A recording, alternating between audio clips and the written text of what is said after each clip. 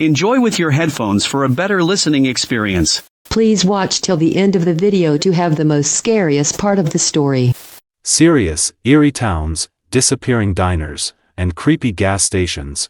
What's your true, unexplained story of being in a place that shouldn't exist? Episode 7.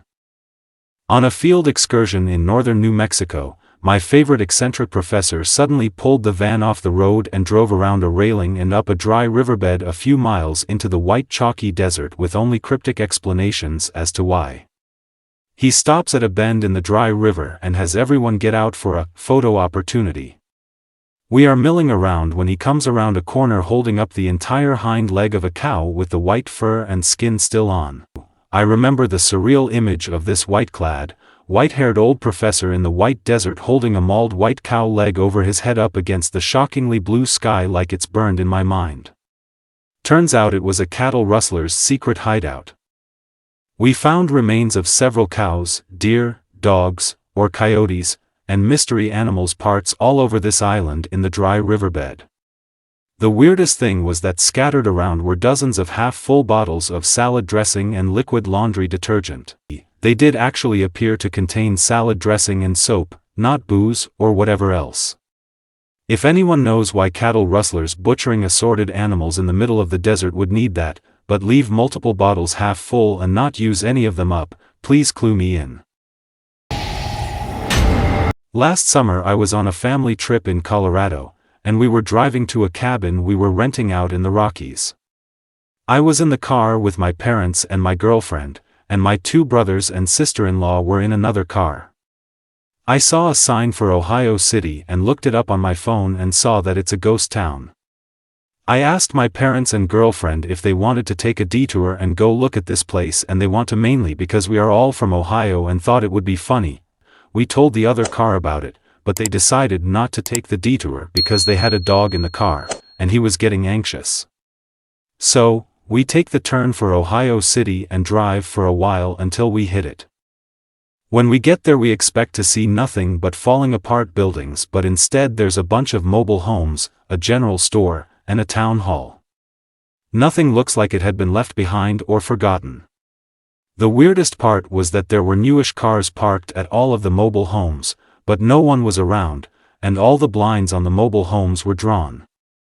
The town hall had a posting about it being refurbished, and the general store looked like it was closed for the day even though it was the middle of the afternoon. We were all creeped out by this place and lack of people, even though people obviously lived there. We found an outhouse behind the town hall and took turns using it because there was nowhere else to go. We all start heading back to the car when some guy on one of those beach cruiser bicycles casually strolls past us and waves at us but says nothing. We waved back and got into the car and hightail it out of there. My best friend and I love to go on drives. We live in a massive city, so we just get in the car and drive. We sometimes seek curtain places out, and we definitely have our favorite destinations, but we're mostly just exploring. One night we wanted to go up to one of the mountains that overlook the city. I've never been to this mountain, so it was truly an adventure on my end, but he has family in that area and we'd both gone to unit there, so we weren't lost or anything. We were looking for a sign that would point us in the direction of the mountain. We were silent at this point, completely comfortable, looking for the sign. At one point though I remarked that though I knew we were in the same metro area we lived in and knew so well, everything just felt off in this neighborhood. The vibe was different. Within just a few moments of me saying this, we both said, "Wait, what?" because we suddenly knew exactly where we were but hadn't expected to end up there at all. He tensed up a bit and said we weren't going to talk about it, so we decided to call it a night and head home. Still haven't been up that mountain. It really was just a matter of us not having our bearings and missing the sign, but it was weird that I made the comment about feeling disconnected and then being abruptly back in familiar territory. My story honestly is bad, but anyway. After a New Year's in Las Vegas, my friend and I decided to take the scenic route home to SF and went through Death Valley. The road stopped going straight at this deserted-looking motel and you had to choose left or right. Like this place was done, lol. Also, phone service/Gap stopped working at this place. We just turned right and drove for 20 minutes. Ended up going the wrong way, so we came back to that motel and there were like 8 cars there this time. Still confused. I briefly wrote about this in a no-sleep post I put out like 3 years ago, but it has to do with my local mall. Keep in mind that this place is extremely popular, not run down or creepy by any means, and it's in the middle of Toronto, so not exactly obscure either. There was an aft wing of the mall that hadn't been there before, and I haven't seen it since. You know how when you're a kid you don't know the layout of a mall, so you turn a corner thinking one thing is there, but it's a completely different location. It was basically a dead end with 4 stores, 2 on each side. 3 of them were closed. It was like a home decoration store, a clothing store like Abercrombie and Finch, and some kind of artsy hipster kitchen supplies store. They were boarded up and closed. The only open store was a Muppets memorabilia shop. Hell, my mother and I even went inside.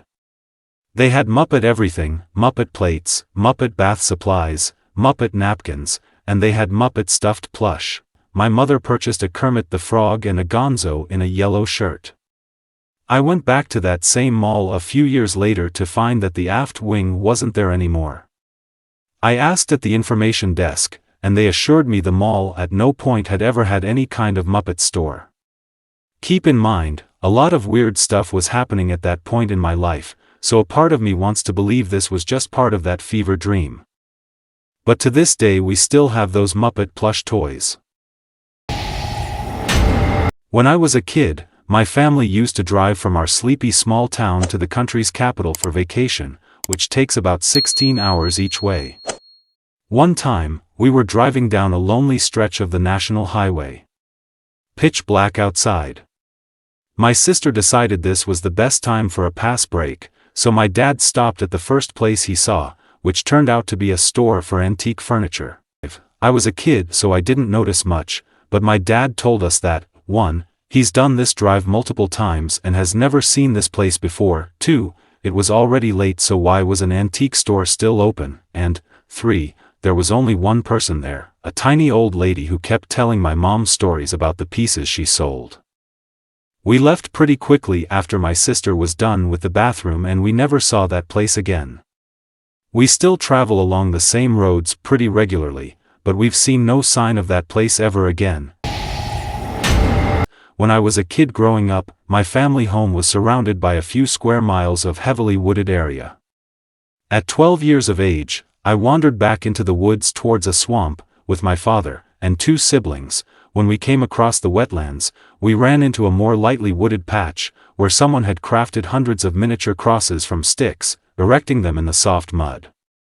My father was unnerved by this and made us leave the woods quickly. These crosses averaged about 2 feet in height and were created by wrapping vine around 2 sticks perpendicular to one another, surely quite an effort to pull off. My father wrote the experience off as if it did not happen, later claiming that there were only a few crosses, even though my siblings and I were sure of what we saw. To this day I wish I could know who did this, and why they did it. The woods were isolated from any heavily traveled roads, and there were no hiking trails nor places to camp in the area as the forest was mostly too thick. I went to dinner one evening in a suburb of Denver. After my dinner I ordered a slice of cheesecake. I asked the server if she could drizzle a little chocolate sauce on it. The entire diner stopped talking all at once like something out of American Werewolf in London and looked at me. She said she had never heard of anything like that before. So, I'm going to go out on a limb and bet you vastly insulted someone's cheesecake recipe here. Kaleo's is a restaurant in Pahoa, Hawaii where only one server knows the recipe for their secret lilikoi cheesecake, and if you asked for it to be topped with anything they'd probably just tell you to get out and come back when you've stopped being a tragically terrible haole of a human being. My ex's mother has a cheesecake, cheese pie, technically, recipe that won multiple county fair recipes and is by far the best thing I've ever eaten, and you would have been formally shunned if you'd asked for chocolate sauce. driving through Texas with my wife, and we come to this town out in the middle of miles and miles of dirty nothing landscape. It may have been about 2 square miles in size, although that might be a little too generous. It had houses, a gas station, larger brick-style, downtown sort of buildings, even stop signs on the main drag. We saw not a single person, moving vehicle, anything that would indicate it wasn't a complete ghost town except for a black horse-drawn wagon. It was being pulled by a black horse that looked on the verge of starvation, driven by an ancient-looking old man with long white hair and beard in a full black suit, with the words, "God Saves," sloppily painted on the side with white paint. Safe to say I won't be driving through the middle of nowhere Texas ever again. I was on a choir trip during my sophomore year of high school. We had to drive a long way and then stay the night, so we stopped for meals on the way. At lunchtime we're coming into a town no one on the bus has ever been to before, and immediately we see what appears to be a Brahms, a chain of combination dinner/grocery stores for those outside of my region of the US. It looks okay from a distance, but when we actually drive up to it we see the sign is gone and one of the windows is boarded up. We all look at each other and try to figure out whether we want to change it while still being operational. We decided we were really hungry. It was 1 or 2 in the afternoon and some of us, myself included, hadn't had breakfast. So, we went in, and it turns out it was in fact being operated on. I say being operated instead of operational, because operational isn't exactly the word I would use. The layout of a normal Brooms is a front counter where you can order, which extends into a display of ice cream in the front. On one side of the store is a seating area, and on the other is the grocery store section, and set into the back, normally a second register where you can pay for your groceries. In these Brooms, however, there was not a complete counter, and it appeared as though what would have normally been a closed-off employees area behind the register created by the counter instead consisted of the various soft-serve machines and grills which would have normally been in the kitchen. By this I mean that the entire kitchen had been moved onto the main floor of the store. The dinner/seating side of the store looked pretty normal. However, on what had obviously previously been the grocery side of the store there had been set up obviously different tables and decorations. You could see the rust marks on the tile floors where the shelving had previously sat, and the wall freezers were still there, but dark and empty. Still, for some stupendous reason we decided to order. The cashier on duty acted like she would rather be dead than have us in the store, and as we sat and ate the food, there was the most eerie feeling. I think it was due to the fact that there was no music playing over the speakers. The food also tasted very odd, and there was a weird smell that you noticed the more you were there. Not bad or good, just strange. About 5 minutes into us eating, weird people that definitely didn't look like they worked there started coming out of the back where presumably the empty kitchen was. They were dressed very weirdly. The strangest one was wearing nothing but pajama bottoms and rubber rain boots. Keep in mind this was around Christmas break, so it was very cold outside. No one was going into the kitchen, but every few minutes, a new bizarre character would come out and leave the store without talking to or looking at anyone. I also have no idea where they were going or how, because there were no vehicles out front except for our bus when we pulled up. After a while of this, a few of us got up without finishing our food or saying anything, and the rest of us followed suit. We were all quite shaken. I swear all of this is true, but if you still believe me you may not anymore, because not 1 mile later, and over a hill we passed what looked to be a brand new, well-kept Brahms. Less than a mile away from the other, bizarre, and scary Brahms. That memory will stick with me forever. Grew up in southern Ohio. When I was 17 a friend and I decided to go to all these creepy places that we'd heard about, just to let ourselves out.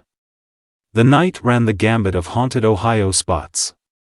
Crybaby Bridge, a country road where the woman in white supposedly hangs out, and this creepy farmhouse.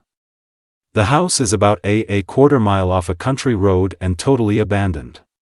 We drove up to it and didn't notice anything too weird. The windows and front door were boarded up, but a window on the side was slightly open. I was the only one who could fit through the window, so I agreed to climb through and check the place out. I took his cell phone as a flashlight because it was pitching black outside. The window led into the kitchen, which was empty besides this old refrigerator that looked like it was from the 60s. The living room was the only other room on the main floor, and the only things in there were a fireplace and 2 wooden chairs in the corner stacked on top of each other. I headed up the stairs too and counted 13 on the way up, taking my time because each step let out a loud creak and felt like I was going to fall through. At the top of the stairs was just a hallway with a few closed doors, but I couldn't see the end of the hall. Then I saw something move in the shadows. At first I was too scared to move, but as I stood there frozen I saw something moving towards me. But it didn't seem to be walking, just sort of moving closer. By the time it was about halfway to me I still couldn't make out what it was. It looked like blackness, just absent of light, but not physically there. I finally realized what was happening and turned around and must have cleared those stairs in one jump.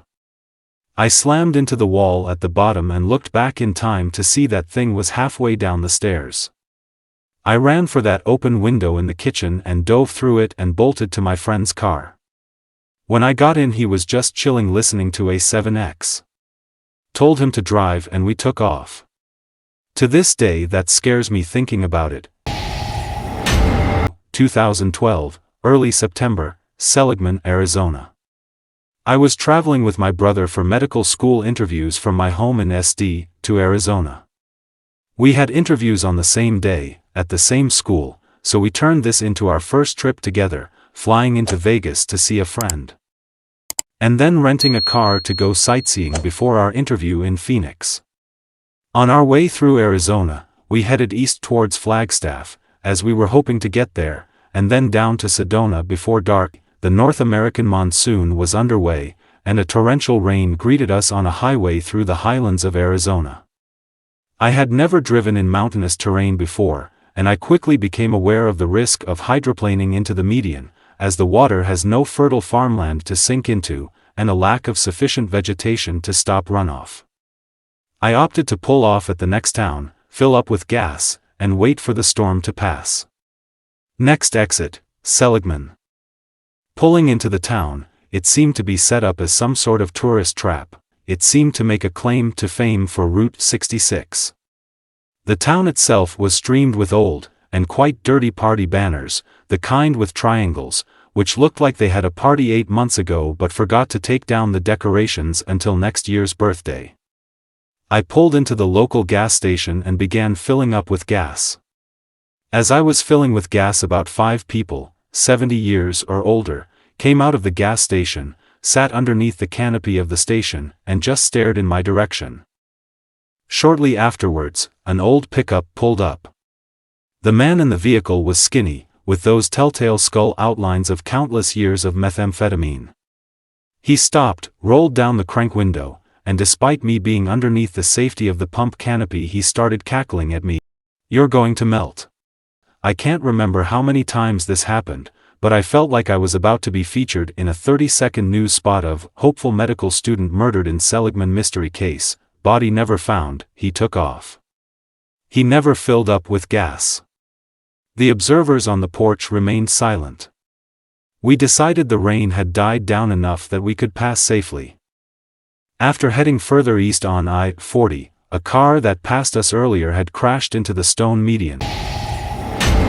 Went hiking and camping overnight at a place along the North Carolina coast. Didn't pay much attention beforehand. Left late, so when I got there it was getting somewhat dark, and I stumbled upon part of an old destroyed church and a cemetery in the middle of the woods. Was pretty creepy. Apparently there was a town there like 200 years ago and it kind of died out, and all that is left is the top of a church and the cemetery. This is my mom's memory, and she isn't here anymore, but it was too interesting to not tell. I'm sure I'll forget a few details, but here's everything I remember from her telling me about this. It was around 1990, and my mom and her sisters were at a lake in Fort Worth, Texas. There were a bunch of people there and it was about noon or so broad daylight. They heard a really loud thumping and looked up to see a helicopter hovering over the middle of the lake, and it had one of those. There were no remarkable marks on the helicopter, no words or logos or anything, just light gray. My mom and aunts were all just stunned, staring at it, and not understanding. It started lowering down to the water and it became obvious that it was a shark in the sling, so panic ensued. It lowered the sling into the water and when it came back up, it was empty. The helicopter flew away. Everybody screamed and started running out of the lake. The police and fish and wildlife people were called by multiple people at the lake. They came and investigated and never found anything amiss at all, and since it was before the time of people documenting every little thing in life, I don't think there were any pictures or videos. My family was never well off, so we didn't have access to that kind of stuff anyway. It's a remarkably interesting story and terrifying and confusing. I've been to McDonald's from another dimension. My family had gone skiing, and we went through Germany. This is quite some years ago, and as the little child I really wanted to go to McDonald's, so I could get my toy. We saw a sign advertising a McDonald's a few kilometers further down the Autobahn, so we took the appropriate exit. Now, this McDonald's was not right at the exit, as they otherwise used to be here. We had to drive a few kilometers further through farmland, until this misplaced McDonald's in the middle of nowhere appeared. Without thinking much more about it, we went to the drive-thru. The restaurant itself was mostly empty of customers, we were the only car in the drive-thru. But the McDonald's was staffed to its brim. What really was eerie about this place was the staff. Everyone seemed to be seniorish of age, and they all had a wicked weird haircut, as in Marge from Simpsons' Weird, all in assorted colors as well. Even the way they spoke and acted came across very unsettling, even though they spoke German and I understood none of it. To add a bit to the strangeness of the place, it is the only McDonald's I've ever seen that has its own gas station, and the food itself tasted very off from any other McDonald's I've had. My grandmother lived in an old apartment complex, and we moved her to a retirement community before she died. My dad said that we should check out the apartment's basement in case she had anything stored there. Apparently no one had been down there in years. My dad, the super, and my 15-year-old self went down and almost descended into madness. There was really nothing in the basement. It was hard to see, as the light must have burned out years ago, and all we had were flashlights. Some old folded-up chairs, broken lamp, etc. Everything covered in an inch of dust. Nothing really, except, in a corner by the far wall was a big floor-to-ceiling spider web, and in the center, bathed in some kind of unholy light, was a giant spider, the likes of which I'd never seen before or since. The three of us ran out of there like bats out of hell. Driving back from FL to PA, my family pulled off at a rest station to catch a few hours of sleep before continuing our drive. All I remember is that we needed sleep and that was the first place we could find. It was just us and a bunch of tractor-trailer trucks, and I distinctly remember walking over to a McDonald's in the morning. We took many trips back and forth since that day and have never come across that rest stop, or even remnants of it again. It was like it existed for that night only. This isn't exactly creepy, but definitely weird. My dad, sister, brother, and my brother's girlfriend all went to a restaurant somewhere in California. It was a strangely lit restaurant that was so dim it was almost too dark. Everyone seemed to be dressed the same. Not luxurious clothing, however. Our waiter was a strange guy that showed no emotion, and I don't think I ever saw a smile. When we looked at the menu, we were all extremely confused. The entire menu was in English.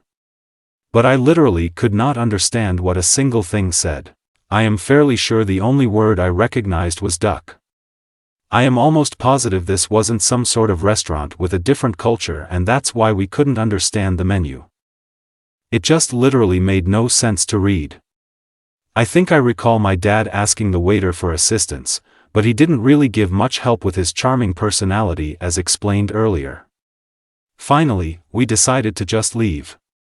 I distinctly remember that waiter coming and was like, "Alright, what do you want to eat?" And my dad just said, "Actually, we don't want to eat, we are leaving," and the waiter looked surprised, which was the first time he ever showed emotion. When we left, I grabbed some matches at the host stand. I have no idea where those matches went though, so I doubt I'll ever remember the name of the restaurant. While outside, my father joked that the entire restaurant had an eerie vibe that made it seem like it was some sort of vampire meeting place or something like that. I know he was joking, but it makes sense looking back on it. Edit. For the first time I looked through my photos and saw the location of the restaurant. It was in Venice, and it was called Jelena. Looking at the reviews, a lot of people like it, so maybe we just had a terrible experience or are idiots for not understanding the menu. Here in Scotland, you'd be surprised at the amount of industry that has come and gone in the Highland and remote areas. I went hiking with my dad when I was a lot younger. Probably about 10-11-ish. We used to go up the mountains a couple times a year, so this trip wasn't anything different. I can't remember exactly where we were, but if I hazard a guess, we were in the northwest, maybe near Fort William or something. I remember the weather wasn't great and the mist reduced visibility a good deal. I'd say we had hiked a good 10 or so miles, so we were at the Arise end of nowhere, halfway up a mountain, and came across what seemed to be an old mill of some sort. The place had been abandoned for a logon time, as the roof was completely gone, and it was just a shell. There was still a drive shaft with big wheels braced between the end walls, like you'd have in a Victorian mill for running the looms. Something about that place still creeps me out. The north of Scotland used to have a lot more people in it, a lot of hamlets up in the hills that were abandoned and no longer exist. The mill was probably the only trace of a small village from a couple hundred years ago. It was an eerie and sad place. I got spooked and ushered my dad along. A couple of years ago, my family and I were camping in upstate New York. There wasn't too much to do at the campsite, so we drove around to other places to do things, and we passed through this little ghost town which we decided to check out. There was a locked pharmacy store that was trashed on the inside and looked like it hadn't been opened since the 50s, an empty warehouse, and a World War II memorial. There was also a church but no pastor, and just as we were leaving, an old lady pulled up and asked us to help bring gift baskets inside. I'm not even sure she really existed. But the weird part was this Cajun restaurant. We went inside and there was absolutely nobody there. It didn't look abandoned like everything else, it wasn't closed or anything, and we got inside easily, but it was like everyone who worked there just decided to leave and never come back. That was the weird part. I have a toss-up between two stories. One is about when I worked at Disney World, and I managed to get into an abandoned attraction that hasn't been addressed since it closed down, but I don't know how interesting that is to non-Disney fans, so I'll tell the other. Nestled, due to lack of communication, I got off the wrong metro train in a foreign country and ended up in the Twilight Zone. I forgive you for not reading the extended version. I like words. Summer of 2014, I was lucky enough to study in Paris, France. One of the classes I took was the history of science in Paris. Our class was comprised of 3 other students and the professor. Our very first excursion was to Le Site des Sciences et de Industrie, Museum of Science and Industry. It was a terribly busy time on the metro, so we weren't together on the train, but the professor had told us at which stop we would need to transfer to another line. All was well and good, until we got to the stop.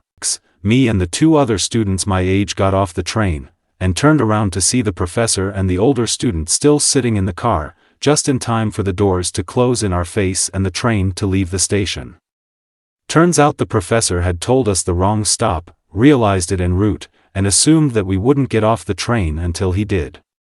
So, we had no idea where we were or where we were going, no operational phones, and no way to ask someone to help us. Yes. I know that a large amount of French people know enough English that we could have asked, but Parisian people can be really intimidating to newly arrived students. The metro map is not at all hard to interpret once you've been using it for a week or two, but on that first weekend, it was basically like trying to read a handful of rainbow spaghetti someone threw on a map. In any case, we figured out where to go and, feeling quite proud of ourselves for doing so, set off. The first transfer we made was onto a far less busy train that serviced mostly small, less used stations.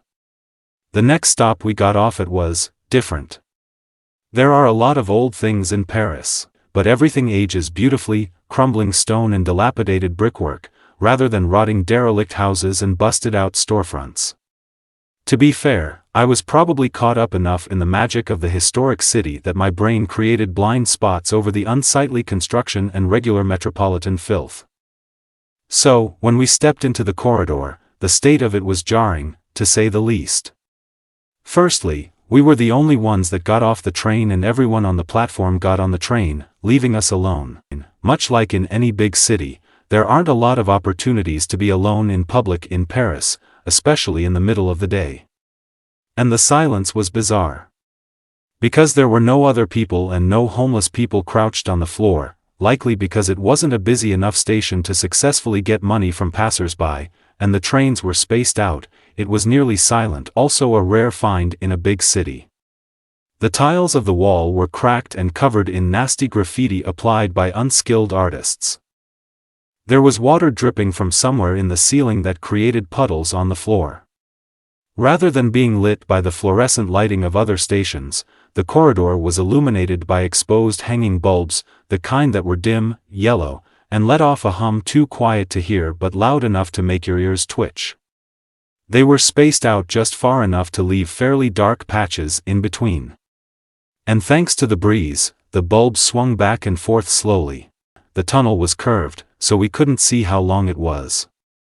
We were all three quite creeped out, but we were talking loudly to compensate for the silence and joking around as we speed-walked to the end of the tunnel, where we expected to either get to the lobby area that would lead to other platforms, or to the stairs that would lead to the street level, and we could find the entrance that would take us to the other platforms. But no. We turned the corner and found another corridor. This one was barely a corridor and more like a tunnel, to be honest. The walls weren't walls, but instead big tarps, like the kind that would contain the dust of a construction area, translucent enough to reveal that they didn't cover walls, but instead yawning darkness. And still, not a soul, not another passenger, employee, or beggar. Just the three of us, suddenly silenced with our jest, and scooting closer together as our hackles raised. Our steps and more mysterious dripping echoed in the seemingly cavernous space. The lights were even more sparse here, and several of them were completely burnt out. Again, this tunnel was curved, and even longer than the first. We saw the end of the tunnel, and at this point we were nearly jogging, since beyond the tunnel was better lit and appeared to be the lobby. But no. Another desolate tunnel. This one, lit with flickering fluorescent fixtures that audibly buzzed, stark concrete walls, and still not a soul in sight. At this point, we were far from the platform and no longer walled in by flimsy tarp. The silence felt almost claustrophobic. Every step and breath seemed amplified, and our voices bounced aggressively back at us, so we stopped talking for the most part. We had already been walking for a weirdly long time, and this tunnel was the longest of all. At this point, we were starting to worry that we had stumbled into an area that we weren't supposed to be in, and wondered if it would be best to go back, catch the next train, and figure out an alternate route to the museum, or maybe just go back to our housing and hope our professor would forgive us. But we had all been quite excited for the excursion and didn't want our professors to worry about us, so we pressed on. It felt like we walked for an hour, though it was closer to 20 minutes, before we finally got to the stairs up to the street. None of us could figure out the layout of the train station, as in how so much tunnel managed to fit under the street, but nonetheless we were all three unwilling to go back down there to catch the next train we were supposed to transfer to. We ended up walking to the next stop for the line we wanted to get on. Thankfully, it was a regular loud, packed, busy metro station. We did manage to get to our professor, who made fun of us for getting off at the wrong stop in the first place.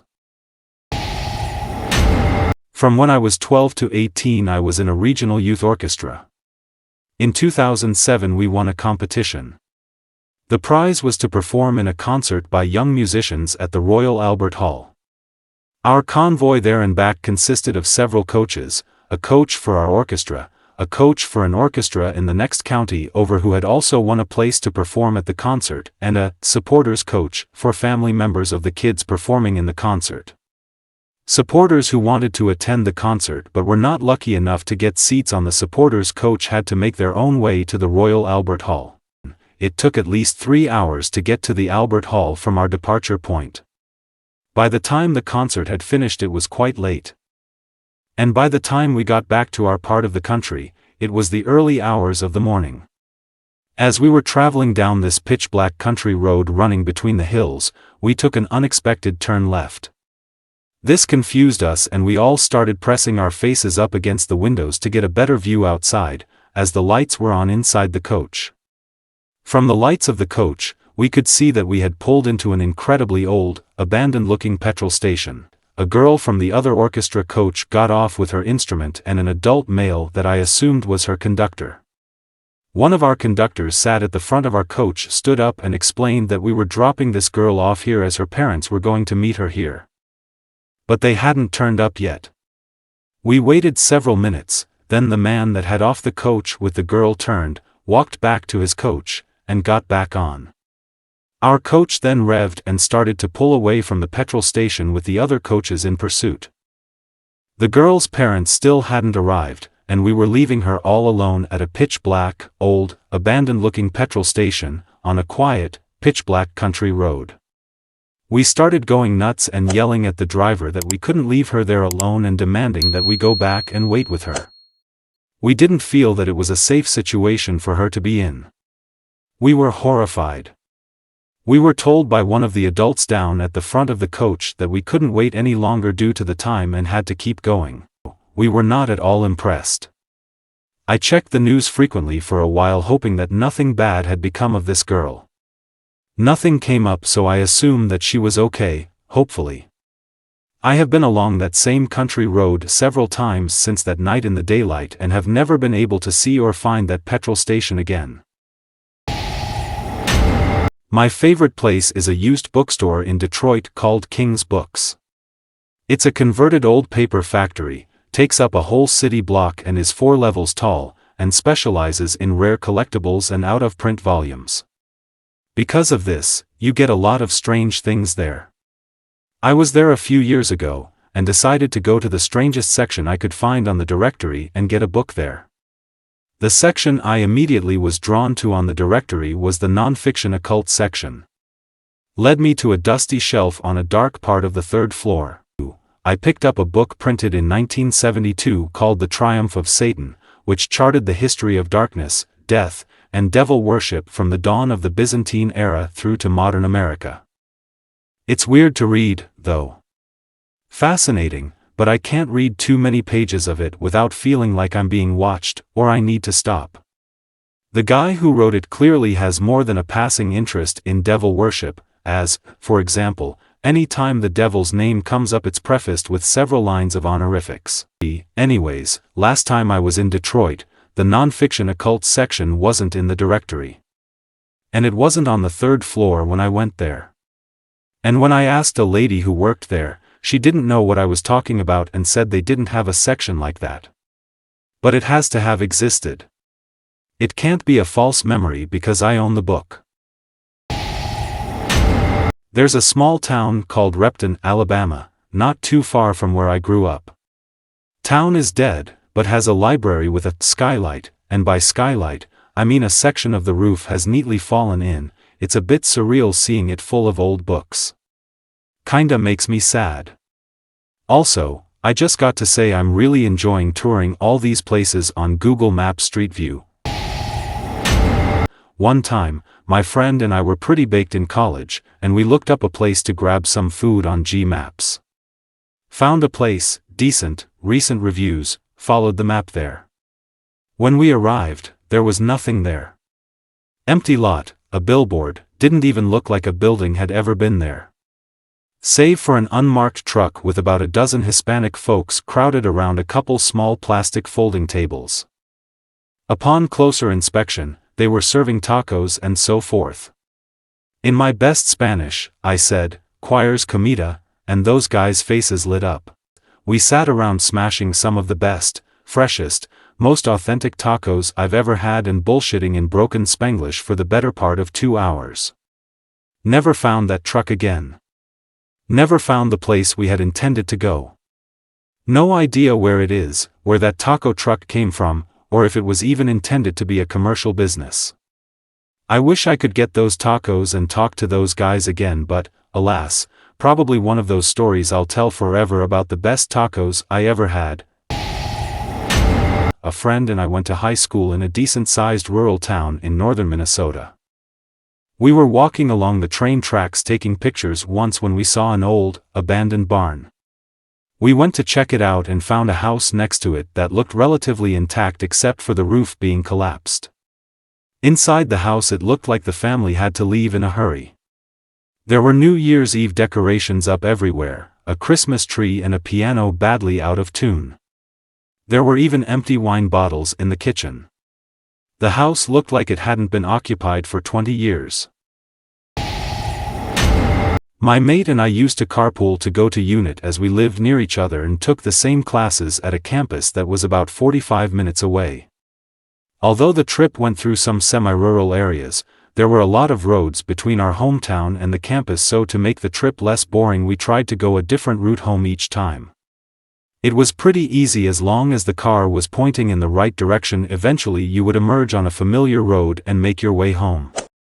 Some of the roads were better than others, but my car was a 1962 Valiant, so we didn't have any ground clearance problems on rough dirt tracks, and almost all of the roads were sealed anyway.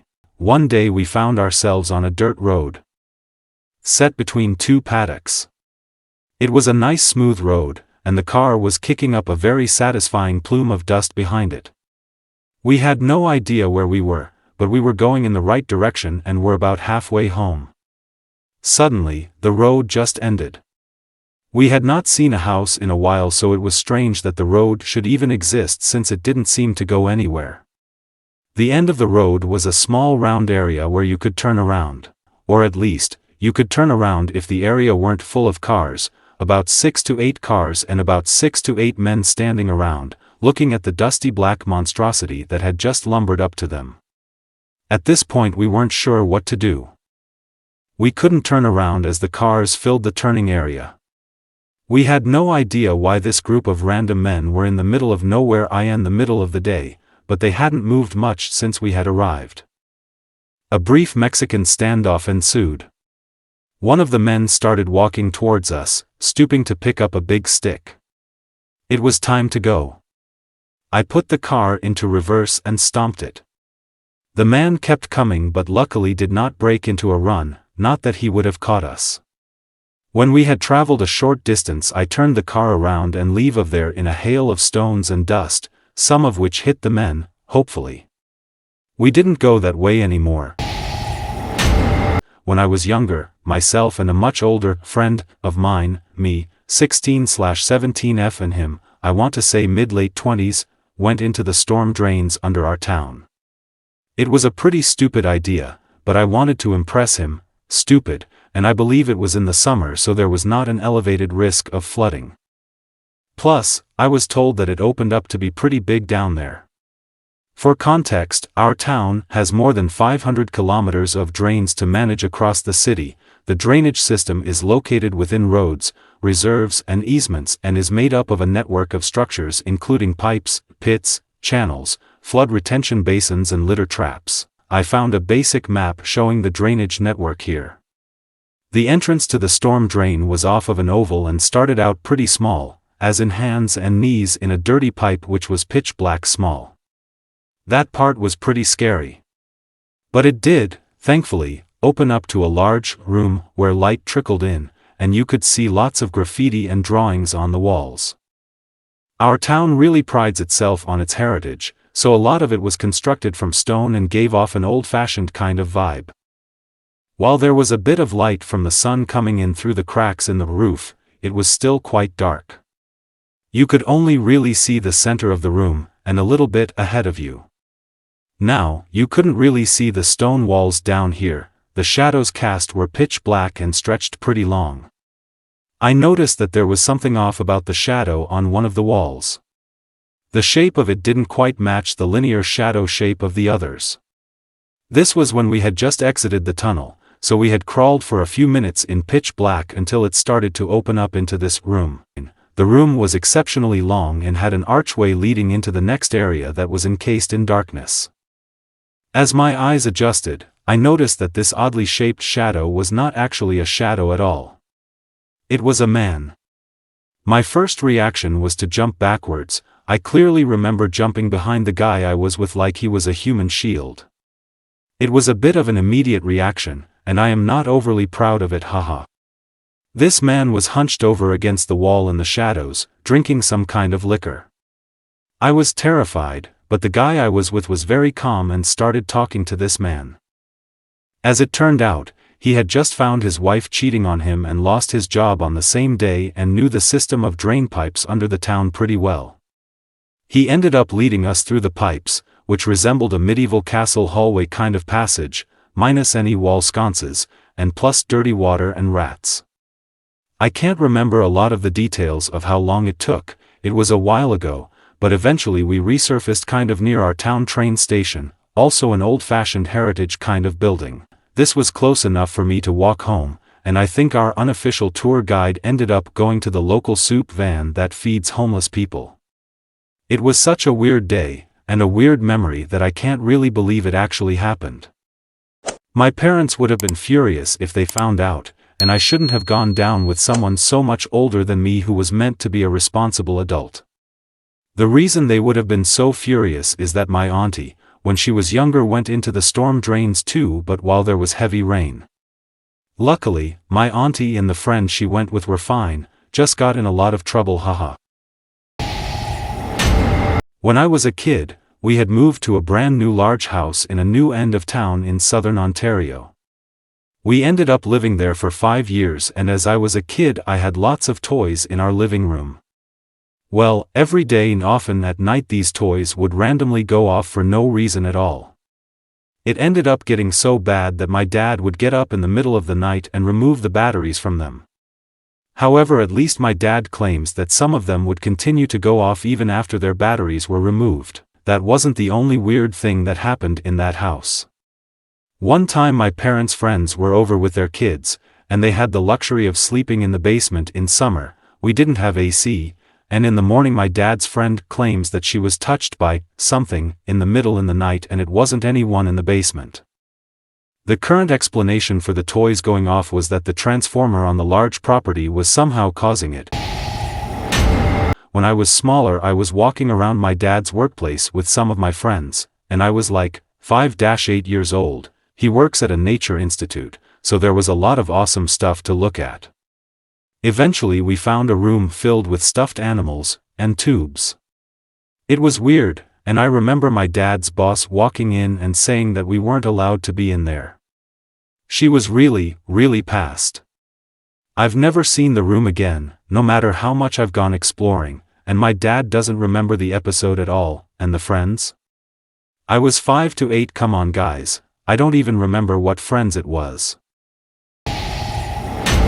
When I was a kid my family were walking along the beach and came across an abandoned shed below the high tide line that had a bunch of random wreckage around it. It was like someone had torn it from where it was supposed to be and dropped it there. We looked inside and it was full of shelves of old books. There were a few on the floor, but mostly they were still on the shelves. We took a few home and probably still have them lying around somewhere, but some of them looked ridiculously old, and I wonder how valuable the collection in that shed must have been.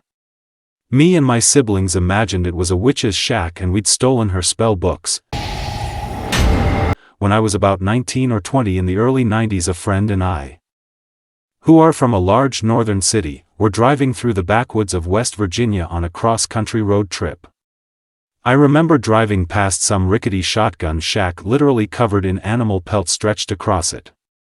Probably not as freaky as driving through a town the tall thin man from the Phantasm movies had been to, but to a couple of big city skate punks it was just one of 100 what the F moments we encountered on our road adventures across the America's deep south. I just remembered another crazy thing. This happened a few years earlier and we were like 15 or so. We used to explore abandoned buildings, and in our neighborhood there was no shortage of places to trespass on. We found one smallish factory/warehouse sitting all alone in the middle of a lot across the street from some rundown apartments. We started climbing around inside, and in one room we found what later I figured was some sort of tool bin, but back then it looked like a cage. And the freaky thing? There was a large industrial light on a stand shining directly on this cage. Did I mention that this was an abandoned building? I mean really abandoned. Like it hadn't been occupied by anyone who wasn't a deviant in at least a decade before we started to nose around it. Thoroughly freaked out but not yet deterred, we decided to explore a little more. We ended up finding a sort of tunnel leading to a different part of the place that had a bunch of those big factory windows that were all painted over with some broken. At the end of this tunnel, and I'm not making this up, was what could only be described as an altar. It was a large concrete slab with all sorts of pentagrams and 666 painted all over the place. There was also a ton of melted candle wax all over the slab. This was plenty to freak us out, and we decided to nope right out of there. Keep in mind that this was at the height of the satanic panic, and we hadn't quite figured out that it was all bullshit yet. Also, guys like John Wayne Gacy and Ted Bundy were still recent memories, and kids were vanishing all over the place only to either not be found or only parts of them were. So yes, we bugged out. A few weeks later, me and one of the dudes I was with decided that we needed to go and check it out more, so we went back. We ended up getting in trouble by a security guard who called the police officers. And that's the story of how I got put on probation as a teenager for trespassing and vandalism. A couple of years later the building was completely razed, and now it's a lot for tractor trailers or something. And in hindsight I figure that devil worship room was probably just some place the local metalheads went to smoke weed and love each other.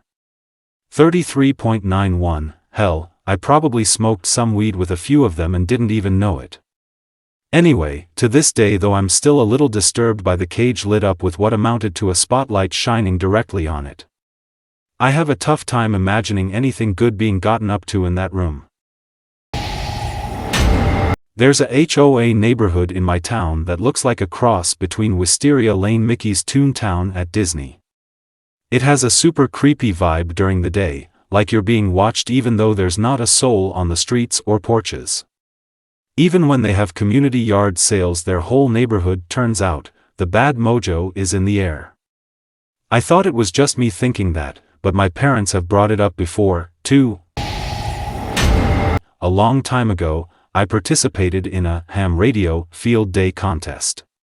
The objective was to go somewhere and set up communications without any AC mains or pre-existing antennas. Next to the site was an old, abandoned Nike missile base. It hadn't been vandalized yet. Later, I went there with a friend of mine and investigated the place. It was quite large. We brought flashlights and went down to the silo. That was pretty interesting.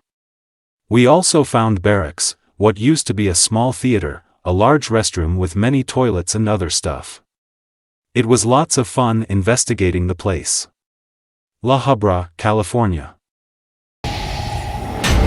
Me and my friends were only 14 at the time, and we were out exploring some abandoned buildings that my dad used to explore with his mates. That's how old they are, that you could only access via a 10-15 minute walk through farmers' fields. Anyway, it started getting dark and we decided to walk home. We had only walked about 50 meters when we heard screaming coming from presumably the top floor of one of the further away buildings. The scream lasted for at least 8 seconds and was a high-pitched shriek. For some reason, we went over to investigate the noise, entering the building and walking up the stairs to the top floor, where we found footprints in the dust on the wooden floor. For context, the footprints were of a barefoot person who had almost childlike sized feet, and all of us were wearing trainers. Fearing for our lives, we ran as fast as we could back to my house, with my friend leaving his jacket in the room as we fled in a frenzy. We returned the next day with other friends who wanted to see what they were up to, as they didn't believe us, and my friend's jacket was nowhere to be seen. After that day, me and my mates never went back there and have told others to be wary. we were hiking part of the Appalachian Trail and got off somewhere in Georgia. Hitchhiked to the closest town, which happened to be a hidden little gem of a town out of a German postcard. The entire town was built in that sort of German/Dutch style, and it was filled with nothing but bikers. So, we stayed for 3 days. So, this story is kind of creepy, but it does have an explanation. So, I have lived in Michigan my whole life, and in the northern LP there is a town called Alpena. Well, Alpena has a military base that does a youth leadership camp where they do some cool thing while learning about the military, and I decided to sign up to be a counselor. Anyways, on the first day you are there, you are allowed to just explore for a few hours, and this one other counselor I was talking to was like, dude, I know a back area where they train people for combat, and it literally was a fake town at the southern side of the base where they do fake fights, you can find blank shells, and it's kind of cool. Well, we go into this creepy house and our eyes start tearing up and our noses and eyes begin to burn like hell, and the other kid starts saying, dude, I hear voices, so we bolt like hell. Turns out that they did grenade throwing training, and we entered a room that they tear gassed, and the other kid was literally schizophrenic. Was on a hike a few days ago following a loop of multiple trails found online. At one point we turned on to what was supposed to be the next turn in the loop, and all signs of normal trail markers disappeared, as did animal sounds. The trail was overgrown and covered in spiders. We walked through what was barely a deer path for 2 hours with no service. We had, stupidly, not printed the map, so we were stuck following this mysterious path. Eventually we start to go higher, weaving our way up this completely decimated hillside. Trees were twisted and broken, with enough still standing to block out the sunlight. I'm talking about massive logs hanging by a few branches 2 stories above our heads. My friend suggested stopping or turning around, but I insisted we keep going. We crest the hill and finally come to a junction of other trails.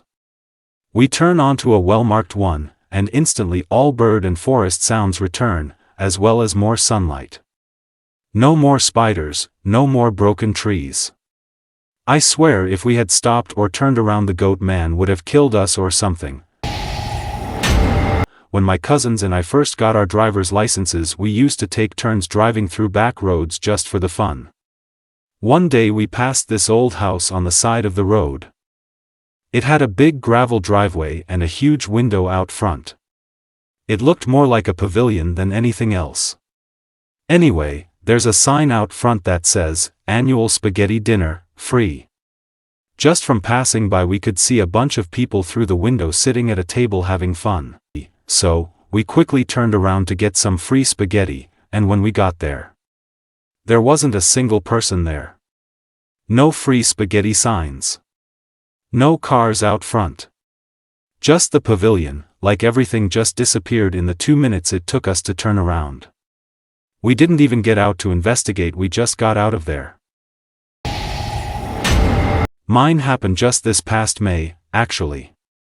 The pre-story is kind of long, so I apologize for that. My girlfriend and I were vacationing in Cuba, and we were in this city called Matanzas. We had gotten a room at this little place and already had a really weird experience there that I can get into another time. Anyway, we go out looking for a good place to eat, and we came across this little Italian restaurant that was run by a family. There were tables out front and a few other diners hanging out. So, we sat down, and the young waiter brought us menus, and my girlfriend and I were talking between the two of us about what to order, and we were speaking English to each other. When it came time to order, we ordered in Spanish, because almost nobody speaks English out there. We ordered a spaghetti and a pizza, and our waiter asked us in English which spaghetti we wanted because there were a few different options. We were surprised by the English, and so we started asking him questions. He only spoke a bit of English, but his friend, the owner, knows really good English, he said. So, he put our order in and went to get the owner. The owner came out and was really happy to see Americans in his restaurant and was excited to use his English, so he spent some time talking with us. Our food came out and he told us to enjoy our dinner, but before we leave he wanted us to meet his dad. We told him we would be happy to meet and talk with him. So, the owner disappeared for a bit. About halfway through the best meal we had eaten outside of my girlfriend's family's home, the owner returned with his dad, who sat down with us and started talking with us. He also spoke particularly good English, and we spent some time talking about his work as a translator for English-speaking missionaries. At this point, both the father and son were talking to us, and we had finished our meal. The son had asked at some point if we were going to be in the area for long and if we would like to come back for dinner the following day. Of course, we said we would love to come back and have dinner. He said they would be open all day the following day and would look forward to speaking with us again. He left satisfied, probably to close up the restaurant. All the other diners had left by that point, and it was just the three of us now. Since this isn't the actual weird/creepy part of the story, I'll just summarize and say that we ended up stuck talking with this old man for a couple extra hours, where he got really dark and odd. He started on politics and other inappropriate first-time meeting things before we could get away and go back to our rented room. The major point of this part of the story is to say we spent a lot of time here at this place and got to really know a few of these people. Now the actual strange part was the next day. We returned to that part of town after spending a few hours exploring and wanted to have an early dinner. We arrived at the building and there were no tables out front, no sign of any employees or other diners. We went to the front door, and it had blue plastic ribbon wrapped around it, and the front porch was all dusty. The windows were covered, and you couldn't see inside. It looked like nobody had been there in months. We knocked loudly on the door, called out to the windows, and waited for about 3 minutes with no response. We both were a bit spooked by the appearance of the place, so we left. We got about a block down the road, and I didn't tell my girlfriend about it, but I looked back and there was a figure of a man standing in the lot watching us walk away. We refer to those first 2 days in Matanzas as our Twilight Zone experience. Not that weird of a story, but one time I was driving from Colorado to Idaho. And I was in the middle of Wyoming when I really had to take a leak. It was getting dark, and I came up to this tiny town in the middle of nowhere. There were no lights on anywhere. It had no gas station, stores, or anything as far as I could tell other than old houses. Which was weird because there wasn't anything else for miles. So, my assumption is that it was a ghost town of some sort. So, shortly after going through the town, I stopped on the side of the road to pass. I'm doing my business and the biggest porcupine I've ever seen suddenly comes out of the brush and starts a beeline right for me. I couldn't stop passing, so I started side-hopping away from this thing. I'd hop several feet. Pass a bit more. Hop several more feet. Pass some more. But the porcupine kept coming. I finished as fast as I could, jumped back in my car with my fly down and took off. It was a weird encounter and my wife at the time was laughing her off watching the whole thing. 20 years ago, when I was in college, I tried selling books door to door. This was in Chattanooga, Tennessee. My very first night I was accompanied by a trainer, and the very first home we went to in a nice neighborhood nonetheless was where a leper lived. She was bandaged all over her hands and face and oozing. Genuinely nice, though. She bought 2 cookbooks. She told us to pray for her because she was going to go to Benny Hinn, and he was going to heal her. Odd but genuinely nice, and also very wealthy. Interestingly, the second house we went to was shaped like a UFO. We were not trying to go to strange places, this just happened to be the first 2 homes. We rang the doorbell on the mailbox and a drop plank came down from under the UFO. A little old lady invited us up for cookies, I'm not even joking. They had a very eclectic interior, including a suit of armor and a coffee table on the back of a stuffed leopard. But the 2 people were the most peculiar of all because they were dressed entirely normally and probably incredibly old, like 70.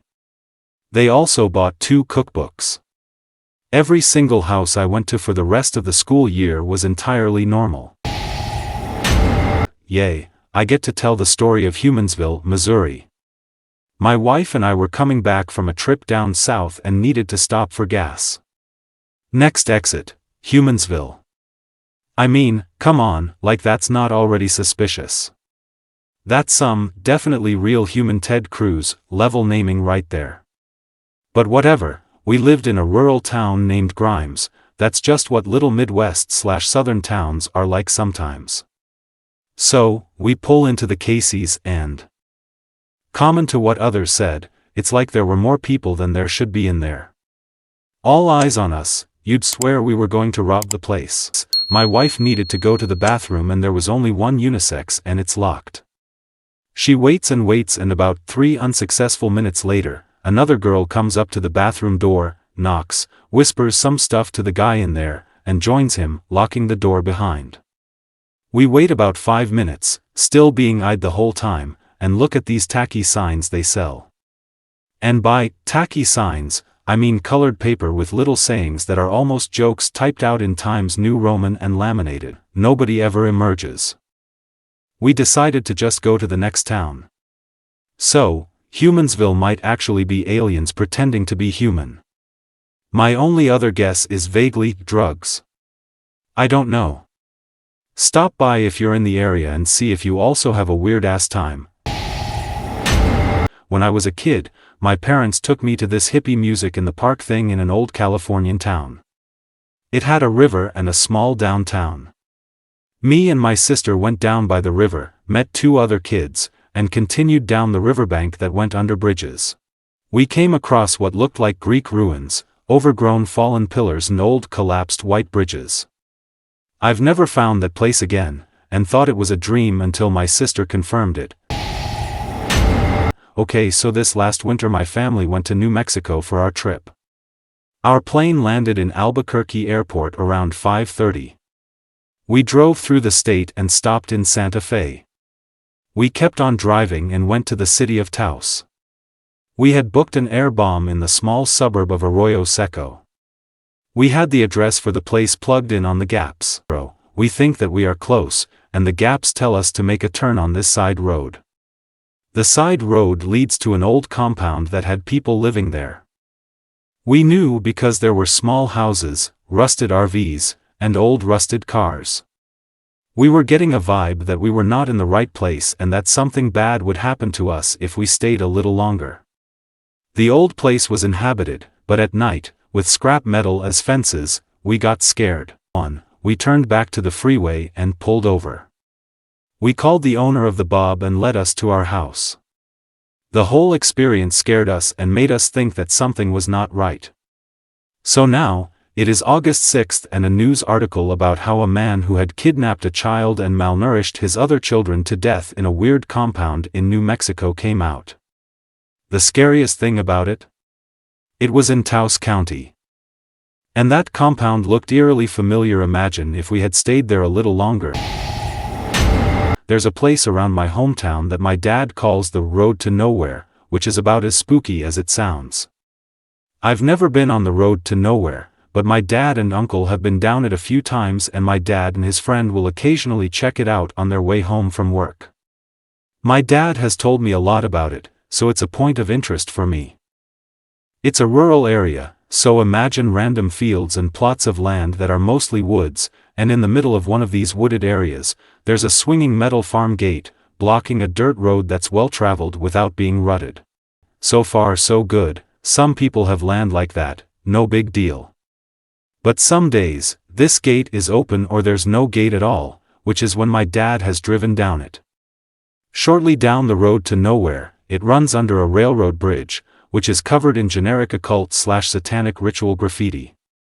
Go a little further, and the road ends, and the woods get dead silent, which is uncharacteristic.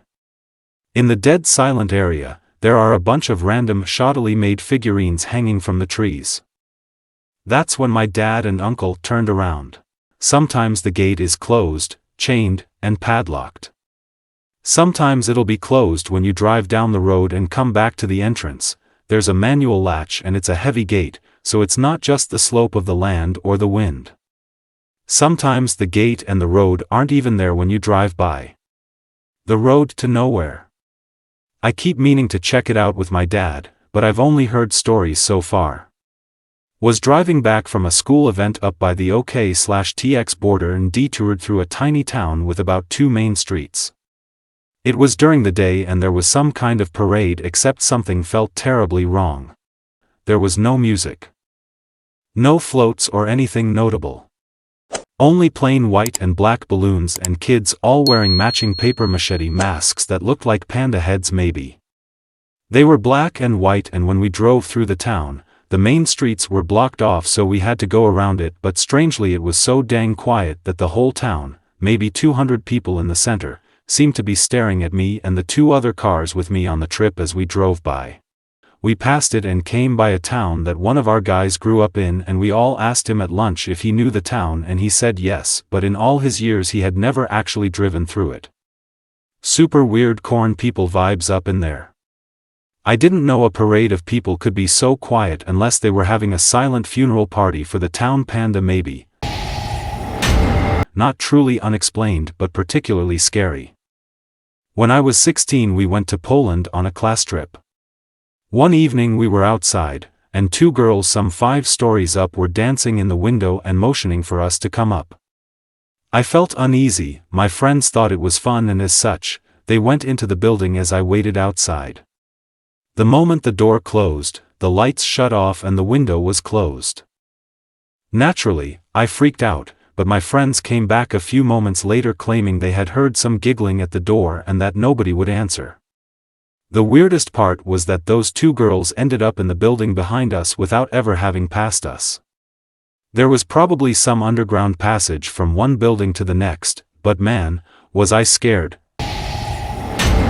A few years ago, my boyfriend, now husband, and I went up north to spend some time at a BB and go to the beach.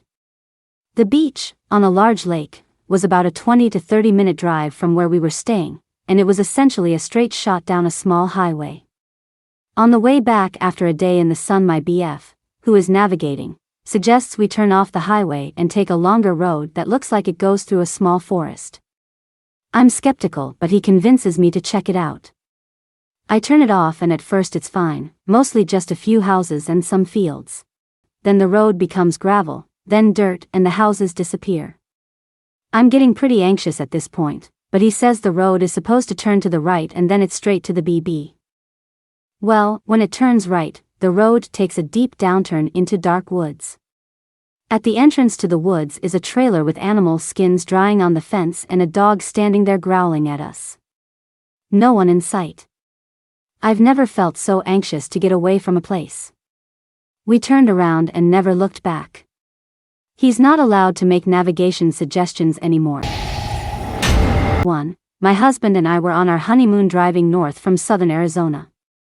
We passed through a town that looked so out of place. Green grass, green trees, houses that don't look like the typical Southwest architecture. We saw no one. Town had a weird feel to it, like it had secrets. We drove on, and to this day we can't remember the name of the town.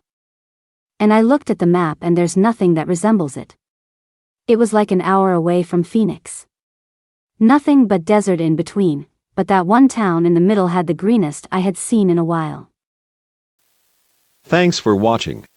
Please comment, like, share and subscribe. The Internet Surfer on YouTube for more horror and scary stories.